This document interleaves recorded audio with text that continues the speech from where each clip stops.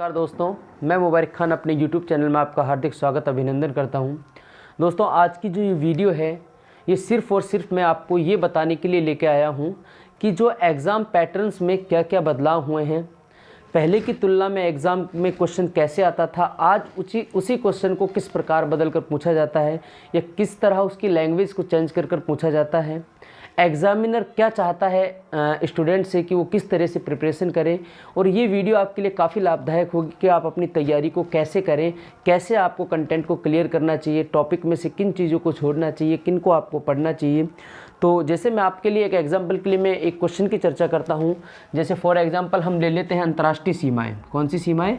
अंतर्राष्ट्रीय सीमाएँ। आप सभी जानते हो कि राजस्थान की अंतर्राष्ट्रीय सीमा पाकिस्तान के साथ लगती है 1070 किलोमीटर। दोस्तों, उनमें एक ज़िला है बीकानेर। कौन सा है? बीकानेर। बीकानेर 168 किलोमीटर लंबी सीमा बनाता है, आप जानते हो। उसके बाद मैं बात करूं गंगानगर। कौन? गंगानगर भी 210 किलोमीटर लंबी सीमा बनाता है पाकिस्तान के साथ। इसकी मैं बात करूं तो बाड़मेर भी कितनी सीमा बनाता है? बाड़मेर भी बनाता है 228 किलोमीटर। और लास्ट आता है अपना जैसलमेर। अब जैसलमेर भी सर्वाधिक सीमा बनाता है, अंतर्राष्ट्रीय सीमा बनाने वाला जिला है 464 किलोमीटर। तो पहले अगर ये क्वेश्चन आता था तो ये अपने आप में बहुत अच्छा क्वेश्चन था कि राजस्थान का वो कौन सा जिला है जो सर्वाधिक अंतर्राष्ट्रीय सीमा निर्धारण करता है। तो हम बता देते थे आसानी के साथ 464, और न्यूनतम सीमा बनाने वाला कौन है? बीकानेर है। लेकिन अब ये क्वेश्चन कैसे पूछा जा रहा है? अभी क्वेश्चन इसको 2-3 बार ये क्वेश्चन रिपीट हो चुका है। एक बार 2016 आरएस प्री में हुआ, उसके बाद ग्राम सेवक मेंस में हुआ 2016 में, सेकंड ग्रेड 2018 में हुआ। तो एक क्वेश्चन आया था दोस्तों, क्वेश्चन ऐसे आया था, ये 2-3 बार सेम ही क्वेश्चन आया है कि अंतर्राष्ट्रीय सीमा पर स्थित जिलों का आरोही क्रम क्या होगा। अंतर्राष्ट्रीय सीमा पर स्थित जिलों का आरोही क्रम क्या होगा। अब मैं ऐसा मानता हूं कि आपने सिर्फ ऐसा याद किया था कि सर्वाधिक अंतर्राष्ट्रीय सीमा बनाने वाला जैसलमेर है, न्यूनतम बीकानेर है। तो मुझे फिर मैं ये मानता हूं कि आप मानो सिर्फ बाड़मेर सीमा भूल गए कि कितनी बनाता है। तो क्या आप इस क्वेश्चन को सॉल्व कर सकते थे कि अंतर्राष्ट्रीय सीमा पर सीमा बनाने वाले जिलों का आरोही क्रम क्या होगा? और जब आरोही क्रम पूछा है एग्जामिनर ने, तो कभी ना कभी इन फ्यूचर क्या आरोही क्रम वो नहीं पूछेगा? तो ज़रूर पूछेगा। तो इस कंटेंट से आपका सारा मैटर क्लियर हो जाएगा। तो यही एग्जामिनर आपसे ये चाहता है कि आप जिस भी टॉपिक को पढ़ो उसको कंप्लीट नॉलेज आपको हो। जैसे एक और क्वेश्चन की मैं चर्चा करता हूँ आपसे। क्वेश्चन ये है कि राजस्थान में सूर्य की सीधेपन का सही क्रम क्या होगा। सूर्य के सीधेपन का सही क्रम क्या होगा, यानी राजस्थान में सर्वाधिक सूर्य कहाँ चमकेगा। तो दोस्तों, सर्वाधिक सूर्य की किरणें कहाँ पड़ेंगी?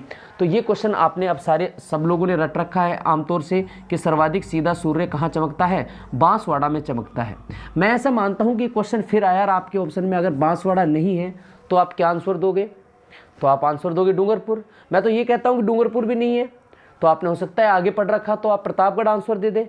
मैं ये कहता हूँ प्रतापगढ़ भी नहीं है। और मैं तो सिर्फ ये कहता हूँ कि अगर ऑप्शन ये आ जाए कि राजस्थान में निम्न जिलों में से सर्वाधिक सीधा सूर्य कहाँ चमकेगा, और आपके ऑप्शन में हो पाली के बाद आपके ऑप्शन में हो जोधपुर के बाद आपके ऑप्शन में हो नंबर 3 पर क्या? बीकानेर, और एक आपके ऑप्शन में हो क्या? एक आपके ऑप्शन में हो दोस्तों चूरू। क्या हो? चूरू। तो अब आपसे क्वेश्चन पूछे कि निम्न में से सर्वाधिक सीधा सूर्य कहाँ चमकेगा, तो आपने तो सिर्फ बांसवाड़ा याद रख रखा था। तो आप इस क्वेश्चन को कैसे हल कर पाओगे? तो यही एग्जाम पैटर्न में बदलाव हुआ है। एग्जामिनर चाहता ही आपसे यह है कि आपको टॉपिक की कंप्लीट नॉलेज हो। और भी मैं देखो एक क्वेश्चन की आपसे बात करता हूं, हालांकि इन कंटेंटों की जब टॉपिक की बात करेंगे तो सारा मैं क्लियर करूंगा कि ये कैसा है। आपको एक बार भी पढ़ने की आवश्यकता नहीं पड़ेगी। सारा का सारा ऑथेंटिक और एनसीईआरटी सार लेकर कांस्टेबल से आरएस प्री जहाँ तक भी ऑब्जेक्टिव पेपर आता है, इस बोर्ड पर जो आपका एनसीईआरटी का मैटर जो आपको कराया जाएगा उससे बाहर आपका कोई भी कंटेंट नहीं जाएगा। जैसे एक और क्वेश्चन की मैं बात करता हूँ, पटवार 2016 मेंस में ही पूछा गया था कि राजस्थान में एक तरफ भौतिक विभाजन, राजस्थान के क्या लिख रखे थे? भौतिक प्रदेश लिख रखे थे, भौतिक प्रदेश लिख रखे थे। और एक तरफ दोस्तों उनकी उत्पत्ति लिख रखी थी। क्या लिख रखी थी? उत्पत्ति। क्या लिख रखी थी भाई? उनकी उत्पत्ति लिख रखी थी, उत्पत्ति। और उत्पत्ति में भी अब हम तो सिर्फ ये पढ़ते हैं कि राजस्थान का हरदोती का पठार गोंडवाना लैंड से बना है, गोंडवाना लैंड का अवशेष है, अरावली गोंडवाना लैंड का अवशेष है, पश्चिम का रेतीला मैदान टेथी सागर का है। लेकिन उसने दोस्तों यहाँ पर चारों के चारों क्या दे दिए? भौतिक प्रदेश दे दिए। हरदोती का पठार पूर्वी मैदानी प्रदेश, पश्चिम का रेतीला मैदान और अरावली पर्वतीय प्रदेश। और दोस्तों उत्पत्ति में लिख दिए इनके महाकल्प, क्या लिख दिए, महाकल्प। लेकिन आपने तो दोस्तों सिर्फ ये पढ़ा था कि हाड़ौती का पठार तो किससे बना है, किसका अवशेष है, टेथिस गोंडवाना लैंड का अवशेष है। लेकिन आपसे तो नया ही क्वेश्चन पूछ लिया कि हाड़ौती का पठार किस महाकल्प में बना, तो महाकल्प में बनेगा। फॉर एग्जाम्पल हाड़ौती के पठार की मैं आपसे चर्चा कर लेता हूं। तो हाड़ौती का पठार बना था कौन से महाकल्प में, मध्यजीवी महाकल्प में। और महाकल्प में के भी, मध्यजीवी महाकल्प के भी कौन से काल में, तो क्रिटिशियस काल में। कौन से काल में, क्रिटिशियस काल में। और क्रिटिशियस काल में ये निर्मित हुआ था किससे, ज्वालामुखी के दरारी उद्गार की क्रिया से। ज्वालामुखी की दरारी उद्गार की क्रिया से लावा निकला, लावा जमा, और उस लावा के जमाव से ही एक पठारी क्षेत्र बना, जिसको आज हम राजस्थान में हाड़ौती के पठार के नाम से जानते हैं। लेकिन हमने तो सिर्फ ये पढ़ा था कि हमारा हाड़ौती का पठार गोंडवाना लैंड का अवशेष है। अब आपने सिर्फ ये पढ़ा, लेकिन दोस्तों इससे पहले तो काल आएगा, और काल का भी महाकल्प आएगा। और भी मैं चर्चा करूं तो रीट में, इससे पिछले वाले रीट में क्वेश्चन आया कि राजस्थान का सबसे पहले भौतिक विभाजन किसने किया। लेकिन हम तो ने तो सिर्फ पढ़ा है कि राजस्थान को 4 भौतिक प्रदेशों में बांटा जाता है, और ये बांटने वाले व्यक्ति थे हरिमोहन सक्सेना। लेकिन उसने बड़ा बेसिक क्वेश्चन पूछ लिया कि सबसे पहले किसने किया, तो सबसे पहले किया था वीसी मिश्रा ने। तो एग्जामिनर चाहता ही ये है कि आपको आपके एग्जाम की, आपको आपके टॉपिक की कंप्लीट नॉलेज हो। और आजकल वो क्वेश्चन भी ऐसा ड्राइव करता है कि एक ही क्वेश्चन में सारे के सारे टॉपिक को समाहित कर लेता है। जैसे मैं एक और क्वेश्चन की चर्चा करूं आपसे, सेकंड ग्रेड 2018 में पूछा गया था। क्वेश्चन क्या था, देखो क्वेश्चन क्या था, इस क्वेश्चन की मैं आपसे चर्चा करूं तो क्वेश्चन ये है दोस्तों, देखो ये अपना डमी राजस्थान है, ये अपना डमी राजस्थान है। ये राजस्थान की उत्तर दिशा है, ये राजस्थान की दक्षिण दिशा है, ये राजस्थान की पूर्व दिशा है, ये राजस्थान की पश्चिम दिशा है। तो क्वेश्चन आप सभी जानते हो कि उत्तर से दक्षिण के राजस्थान की लंबाई 826 है, 826, और पूर्व से पश्चिम के राजस्थान की लंबाई 869 है। सारी दुनिया ये जानती है, सब पढ़ते हैं। लेकिन सेकंड ग्रेड में क्वेश्चन पूछ लिया तो ये दिशा राजस्थान की दक्षिण पश्चिम है और ये उत्तर पूर्व है। क्वेश्चन पूछ लिया कि राजस्थान के दक्षिण पश्चिम से उत्तर पूर्व के विकर्ण की लंबाई क्या होगी। तो आजकल ये गाइडों में भी आने लग गया है, 784 किलोमीटर ये आने लग गया है। तो मुझे ये बताओ, जब ये पूछा गया दक्षिण पश्चिम से उत्तर पूछा गया, तो कभी दक्षिण पूर्व से उत्तर पश्चिम नहीं पूछा जाएगा? डेफिनेटली पूछा जाएगा। एग्जामिनर ने हिंट दे दिया, मैं यहाँ से क्वेश्चन पूछ रहा हूँ। ऐसे ही एक क्वेश्चन की मैं और चर्चा करता हूँ आपसे। क्वेश्चन ये है, एक क्वेश्चन है देखो कि राजस्थान का अक्षांशीय देशांतर विस्तार आप सभी जानते हो, सारी दुनिया पढ़ती है। लेकिन उसने दोस्तों एग्जाम में RS प्री 2018 क्वेश्चन में एग्जामिनर ने क्वेश्चन पूछा कि राजस्थान में हाड़ौती के पठार का, किसका, हाड़ौती के पठार का, एक भौतिक विभाजन है हाड़ौती का पठार, हाड़ौती के पठार का अक्षांशीय देशांतरीय विस्तार क्या होगा। अक्षांशीय पूछा था, सिर्फ अक्षांशीय विस्तार पूछा था। लेकिन हमने तो सिर्फ और सिर्फ राजस्थान का अक्षांशीय विस्तार पढ़ा था, नहीं हमको कहीं गाइडों में मिला। तो मिलेगा कहाँ, तो कहाँ मिलेगा, राजस्थान माध्यमिक शिक्षा बोर्ड की किताबों में मिलेगा। अब मुझे ये बताओ, जब उसने हाड़ौती के पठार का अक्षांशीय देशांतरीय विस्तार पूछ लिया तो क्या अरावली का नहीं पूछेगा? अरे कभी ना कभी अरावली का नहीं पूछेगा, तो क्या कभी पश्चिमी रेतीले मैदान का नहीं पूछेगा? यहाँ से हिंट दे दिया कि मैं हाड़ौती के पठार का भौतिक विभाजनों का अक्षांशीय देशांतरीय विस्तार पूछ रहा हूँ, तो किसी का भी पूछे। ये डीप कॉन्सेप्ट हो गया। जैसे एक और क्वेश्चन की मैं चर्चा करूँ, एक ये राजस्थान का यहाँ से एक पश्चिमी जिला है, सबसे पश्चिमी जिला जैसलमेर, वहाँ से दोस्तों एक देशांतर जाता है 70 डिग्री देशांतर, और क्वेश्चन पूछा जाता है कि 70 डिग्री देशांतर राजस्थान के किस जिले से होकर जा रहा है। तो हम आसानी के साथ बता देते हैं कि 70 डिग्री देशांतर राजस्थान के जैसलमेर जिले से जा रहा है। ये क्वेश्चन पूछा इसलिए जाता है क्योंकि ये एक ऐसा देशांतर है जो केवल एक जिले से गुजर रहा है, केवल जैसलमेर से ये गुजर रहा है, इसलिए क्वेश्चन पूछा जाता है। तो ऐसा तो एक और देशांतर है 78 डिग्री पूर्वी देशांतर, 78 डिग्री पूर्वी देशांतर जो केवल एक जिले से होकर गुजरता है, वो जिला है धौलपुर। कौन? धौलपुर। तो एक जिले से गुजरने के कारण जब 70 डिग्री पूछा जा रहा है तो कभी 78 डिग्री भी पूछा जाएगा। ऐसे ही क्वेश्चन पूछा जाता है कि राजस्थान में सर्वाधिक जिलों से गुजरने वाला अक्षांश कौन सा है। कई बार ये क्वेश्चन पूछ चुका है एग्जाम में, तो क्या कभी ये नहीं पूछेगा कि सर्वाधिक जिलों से गुजरने वाला देशांतर कौन सा है? जरूर कभी ना कभी से एग्जाम को पूछेगा, क्वेश्चन को पूछेगा। तो दोस्तों कॉन्सेप्ट इनका रिजल्ट जो निकल कर ये आता है कि एग्जामिनर चाहता ये है, आजकल देखो वो टाइम नहीं रहा, कंपटीशन में जैसे जैसे भीड़ बढ़ती जा रही है, ऐसे ऐसे एग्ज़ाम ने अपने आप को चेंज किया, एग्ज़ाम पैटर्न ने अपने आप को चेंज किया है। और क्वेश्चन अब वो नहीं रहे कि राजस्थान का पूर्वी द्वार, राजस्थान की गुलाबी नगरी, राजस्थान की नीली नगरी, वाइट नगरी, वो क्वेश्चन नहीं आते हैं। वो हम पढ़ेंगे ज़रूर, बेसिक हम ज़रूर पढ़ेंगे, लेकिन कहाँ तक क्वेश्चन आ सकते हैं उसके टॉप लेवल तक हम यहाँ पर आगे जाएंगे। जैसे एक और क्वेश्चन की मैं आपसे चर्चा करता हूँ। आप सभी जानते हो राजस्थान के क्षेत्रफल के आधार पर राजस्थान का सबसे बड़ा जिला कौन है? जैसलमेर है।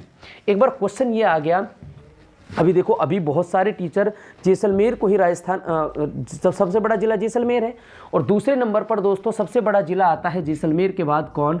जैसलमेर के बाद आता है, जैसलमेर के बाद दूसरे नंबर पर अब आता है दोस्तों बीकानेर। कौन आता है? बीकानेर। पहले यहाँ पर बाड़मेर आता था, तो ये क्वेश्चन तीसरे नंबर पर आएगा कौन? बाड़मेर। कौन आएगा? बाड़मेर। चौथे नंबर पर आएगा कौन? चौथे नंबर पर आएगा कौन? जोधपुर, जोधपुर। और पाँचवें नंबर पर आएगा कौन? पाँचवें नंबर पर नागौर। तो क्वेश्चन पहले ही आता था कि राजस्थान का क्षेत्रफल की दृष्टि से सबसे बड़ा जिला कौन है? हम आंसर दे देते हैं जैसलमेर। लेकिन अब भी क्वेश्चन यही आएगा, और ऐसे आता है, कई बार आ चुका है कि राजस्थान का क्षेत्रफल की दृष्टि से सबसे बड़े जिलों का सही क्रम क्या होगा? और दोस्तों किसी भी ऑप्शन में जैसलमेर नहीं होगा, ऑप्शन शुरू होंगे यहाँ से। अब मान लो आपने बीकानेर, बाड़मेर 3 याद कर रखे थे, आपने चौथा याद नहीं कर रखा या 5वां याद नहीं कर रखा, तो कैसे आप इस क्वेश्चन को श्योरिटी से राइट कर सकते हो? तभी राइट कर सकते हो तब इसकी कंप्लीट आपको नॉलेज हो। एक और क्वेश्चन इसमें आता है दोस्तों कि राजस्थान का क्षेत्रफल की दृष्टि से बड़े जिले। एक क्वेश्चन संभागों की ओर मैं बात करता हूँ, संभागों के एक क्वेश्चन की मैं बात करता हूँ। संभाग, राजस्थान में संभागीय व्यवस्था है। अभी ग्राम सेवक में भी क्वेश्चन आया था कि राजस्थान का छठा संभाग कौन सा और कब बना? तो अजमेर राज्य का छठा संभाग था, 1987 को बना, हरिदेव जोशी सरकार में बनाया था। लेकिन संभागों से एक क्वेश्चन आरजेएस के एग्जाम में आया हुआ है। आरजेएस के एग्जाम में क्वेश्चन क्या आया हुआ है? क्वेश्चन ये है कि राजस्थान में निम्न में से संभागों के बारे में कौन सा कथन असत्य है? आरजेएस या शायद आरएस के एग्जाम में आया था, प्रिय में। तो क्वेश्चन ये था कि निम्न में से कौन सा कथन असत्य है? तो मैं 4 कथन थे, उनमें से असत्य कथन को बता देता हूँ। उसमें लिख रहा था, जो क्वेश्चन उसका असत्य था, यानी जो राइट आंसर था, कि राजस्थान के किसी भी संभाग का क्षेत्रफल 1 लाख वर्ग किलोमीटर से ज़्यादा नहीं है। ये बात गलत थी, क्योंकि जोधपुर संभाग का क्षेत्रफल था 1,17,800 वर्ग किलोमीटर था, 1,17,800 वर्ग किलोमीटर था। तो एक संभाग तो है जिसका 1 लाख से ज़्यादा क्षेत्रफल है। वही हम पहले पढ़ते थे आराम से कि राजस्थान में ये संभाग हैं, ये ज़िले हैं, सिर्फ ज़िलों तक सीमित रह जाते थे। आज संभागों से भी बड़े क्वेश्चन आते हैं। अभी किसी एग्ज़ाम में क्वेश्चन आया था कि राजस्थान का सर्वाधिक अंतर्राष्ट्रीय सीमा बनाने वाला संभाग कौन सा है? जिला तो सारी दुनिया जानती है, जैसलमेर है। उसने पूछा संभाग कौन सा है?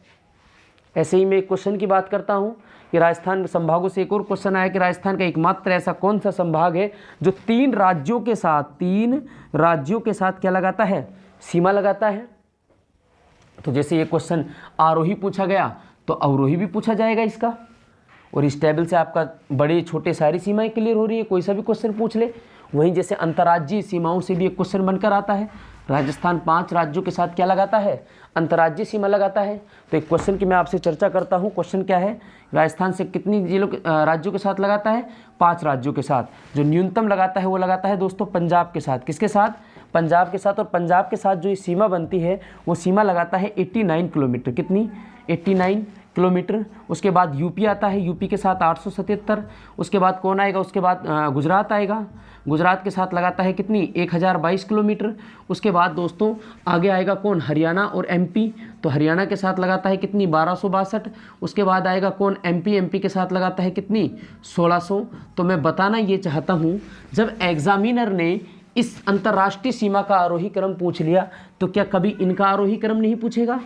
और आरोही क्रम पूछेगा तो क्या इसका अवरोही क्रम नहीं पूछेगा? जरूर पूछेगा। तो कहने का ओवरऑल मतलब ये है कि एग्ज़ाम पैटर्न में बहुत ज़्यादा चेंजेस हुए हैं। और दोस्तों यहाँ पर जो आप पढ़ोगे सारा का सारा कंप्लीटली एनसीईआरटी का सार पढ़ोगे। सिर्फ मैं आपको यही समझाना चाहता था कि एग्ज़ाम के पैटर्न में क्या क्या बदलाव हुए हैं। इसी के साथ मैं आपसे विदा लेता हूँ। जय हिंद, जय भारत, धन्यवाद।